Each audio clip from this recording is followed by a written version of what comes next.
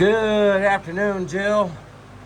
All right, here is your 596 sitting on my 48F head, or correction L head. Look down inside, you can see it's nice and dry at this point. This is after a bit of running. All right, well, let's go ahead and fire it up.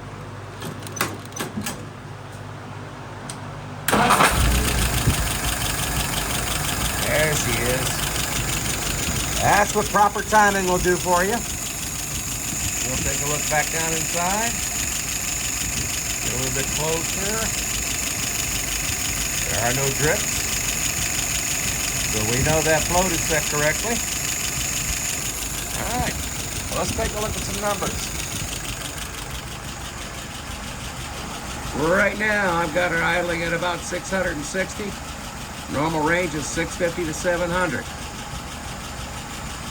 The dwell on my motor is 41 and a half, which is well within spec.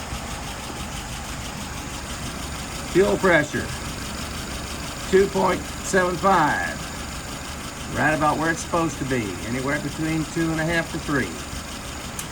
And there's the vacuum at 23. Relatively steady. Might be a little curving buildup on the plugs. All right, let's go ahead and pull it through.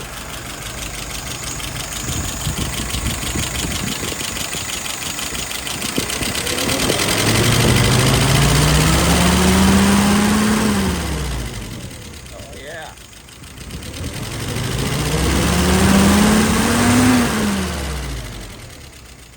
No stumble. That means the metering rod is set correctly.